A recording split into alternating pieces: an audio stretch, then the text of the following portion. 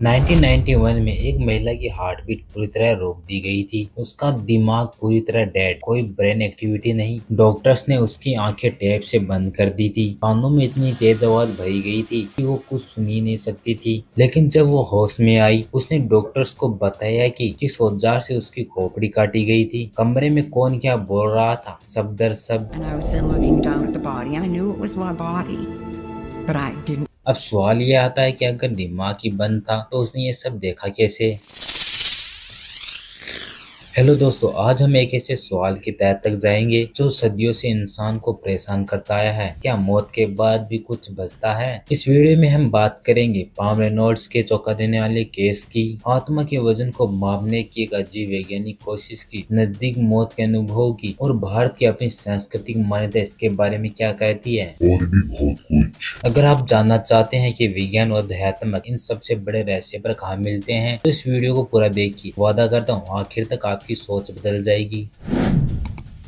चलिए शुरू करते हैं पाम रेनॉल्ड्स की कहानी से। पाम के दिमाग में एक बहुत बड़ा खतरनाक एन्यूरिज्म था, एक ऐसी गांठ जो किसी वक्त फट सकती थी। सर्जरी इतनी जोखिम भरी थी कि डॉक्टर्स ने एक असाधारण तरीका अपनाया जिसे कहते हैं हाइपोथर्मिक कार्डियक अरेस्ट। इसमें उनके शरीर का तापमान बेहद नीचे लाया गया, हार्ट को मशीन से पूरी तरह रोक दिया गया, ब्रेन एक्टिविटी मॉनिटर पर सीधी लाइन आ गई, यानी मेडिकल भाषा में वो क्लिनिकली डेड थी। उनकी आंखें टेप से बंद थी, कानों में स्पीकर के जरिए तेज क्लिक साउंड बजाया जा रहा था ताकि ब्रेन स्टेम रिस्पांस चेक हो सके, मतलब सुनना नामुमकिन था। लेकिन बाद में पाम ने जो बताया वो हैरान करने वाला था। उन्होंने बताया कि वो अपने शरीर से ऊपर उठकर डॉक्टर्स के हाथ में मौजूद बॉन्सो, हड्डी काटने का जो यंत्र होता है, वो देख पाई थी और उसकी बर्नआउट का सटीक वर्णन किया। उन्होंने ऑपरेशन थिएटर में हो रही बातचीत का भी दो चार टुकड़े दोहराए। यही वो पहेली है जिसने डॉक्टर और वैज्ञानिकों को दशकों तक उलझाए रखा। क्या ये सिर्फ एक इत्तेफाक था या इंसानी चेतना दिमाग से परे भी काम कर सकती है?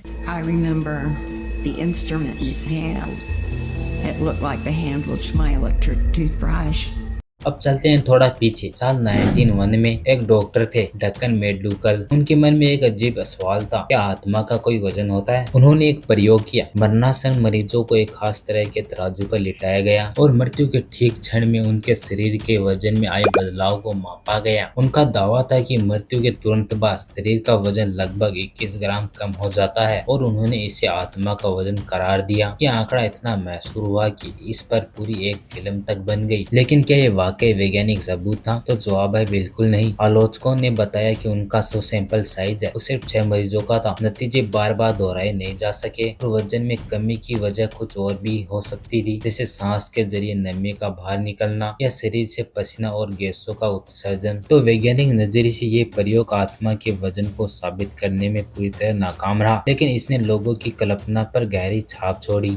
अब बात करते हैं 1975 में डॉक्टर रेमंड मोदी के काम की। उन्होंने सैकड़ों ऐसे लोगों के अनुभव इकट्ठा किए जो क्लिनिकली मौत के बेहद करीब गए थे और वापस लौटे। और हैरानी की बात तो ये थी, इनमें से ज्यादातर लोगों के अनुभवों में गजब का समानता थी, चाहे वो अलग अलग देशों या संस्कृतियों से क्यों न हो। आमतौर पर बताए गए तत्व ये थे, एक अंधेरी सुरंग से गुजरना, सुरंग के आखिर में चमकदार रोशनी की ओर बढ़ना, अपने शरीर को ऊपर से बाहर से देखना, आउट ऑफ बॉडी एक्सपीरियंस, मृत हो चुके रिश्तेदार या करीब लोगों से मुलाकात का महसूस करना, अपनी पूरी जिंदगी की एक फ्लैशबैक जैसी झलक देखना। अब सवाल ये उठता है, अगर ये अनुभव किसी दूसरी दुनिया का प्रमाण नहीं है तो इतनी समानता क्यों? यहीं से विज्ञान अपनी व्याख्या के साथ आगे आता है।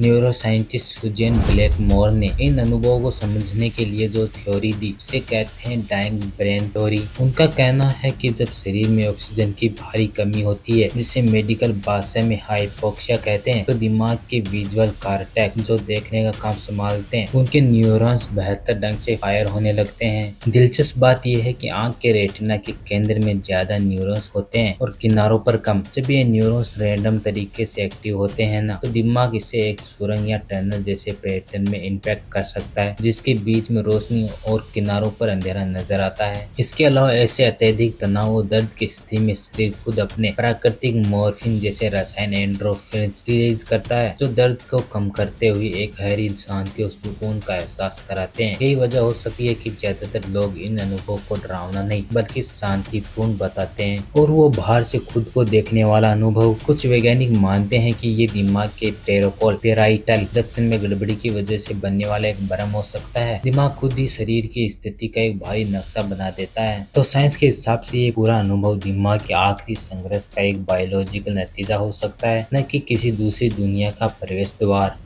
अब बात करते हैं अपने ही देश की। भारत में नजदीक मौत के अनुभव की एक अपनी अलग ही सांस्कृतिक परत है। यहाँ कई लोग बताते हैं कि उन्होंने यमदूत को देखा जो उन्हें यमलोक ले गए, जहाँ चित्रगुप्त के पास उनके कर्मों का हिसाब किताब रखा गया और फिर उन्हें बताया गया कि ये गलती से हो गया, गलत व्यक्ति को ले आए हैं और उन्हें वापस भेज दिया गया। ये कहानी पश्चिमी देशों की स्वर्ग और रोशनी वाली कहानियों से काफी अलग दिखती है ना, लेकिन गौर करने वाली बात यह है दोनों में एक चीज कॉमन है, एक यात्रा का एहसास, किसी निर्णायक बिंदु पर पहुंचना और फिर वापसी। इससे एक दिलचस्प थ्योरी निकलती है, शायद दिमाग जो अनुभव पैदा करता है वो एक जैसा होता है, लेकिन हमारा दिमाग उसे अपने सांस्कृतिक, धर्म और मान्यताओं के फ्रेमवर्क में ढालकर समझाता है। एक ईसाई व्यक्ति को शायद क्राइस्ट की झलक दिखे और एक हिंदू व्यक्ति को शायद यमदूत, दोनों की जड़ शायद एक ही हो। अब बात करते हैं बेहद महत्वपूर्ण वैज्ञानिक कोशिश की, अवेयर स्टडी। इसमें दुनिया भर के अस्पतालों में 2000 से भी ज्यादा कार्डियक अरेस्ट के मरीजों को शामिल किया गया। तरीका बड़ा स्मार्ट था। रिसर्चर ने ऑपरेशन थिएटर में ऐसी ऊंची जगहों पर तस्वीरें और चिन्ह छुपा कर रखे जो सिर्फ तभी दिखाई दे सकते थे जब कोई व्यक्ति सच में अपने शरीर से बाहर निकलकर ऊपर से कमरे को देख पाए। लॉजिक सीधा था, अगर आउट ऑफ बॉडी एक्सपीरियंस सच में हो रहा है तो मरीज होश में आने के बाद उन छुपी हुई तस्वीरों का सही वर्णन कर पाएंगे। नतीजा ये निकल गया, स्टडी में शामिल किसी भी मरीज ने जिसने आउट ऑफ बॉडी एक्सपीरियंस का दावा किया वो उन छुपी हुई तस्वीरों को सही ढंग से नहीं बता पाया। ये एक बहुत बड़ा संकेत है कि भले ही लोगों को ये अनुभव सच लगे, लेकिन उनके पास वाकई कमरे से बाहर सत्यापित करने योग्य नई जानकारी नहीं थी। इसका मतलब ये नहीं है कि उनके अनुभव झूठे थे, बल्कि ये कि वैज्ञानिक तरीके से आफ्टर लाइफ को साबित करना अभी तक मुमकिन नहीं हो पाया है। पाप रेनॉल्ड जैसे केस अपवाद बने रहते हैं जिनकी अभी तक कोई ठोस वैज्ञानिक व्याख्या नहीं मिल पाई है। तो दोस्तों, हमने देखा पाव रेनॉल्ड्स का हैरान कर देने वाला केस, आत्मा के वजन को मापने की नाकाम कोशिश, दिमाग की डाइंग ब्रेन थ्योरी, भारत की अपनी सांस्कृतिक कहानियां और अवेयर जैसी बड़ी वैज्ञानिक स्टडी जिसने अभी तक कोई ठोस सबूत नहीं दिया। सच तो यह है कि मौत के बाद क्या होता है, इसका जवाब वैज्ञानिक के पास आज भी पूरी तरह नहीं है और शायद यही वजह है कि हमें अपनी जिंदगी को जो हमारे पास अभी है पूरी शिद्दत से जीना चाहिए। दुख में वक्त बर्बाद करने के बजाय आज को जीने का, अपनों को करीब रहने का और इस धरती को ही अपना स्वर्ग बनाने का मौका है। अगर ये वीडियो आपको सोचने पर मजबूर कर गया तो इसे लाइक जरूर करें। अपने विचार कमेंट में बताएं, आपको क्या लगता है, क्या मौत के बाद जीवन है? और अगर आप ऐसे रहस्यमय और दिलचस्प विषयों पर इंटरेस्टेड हैं तो इस चैनल को सब्सक्राइब करना न भूलें। अगली वीडियो में हम बात करेंगे एक और चौंका देने वाले रहस्य की, जिसे सुनकर आप हैरान रह जाएंगे। तब तक के लिए अपना ख्याल रखिए, मिलते हैं अगली वीडियो में।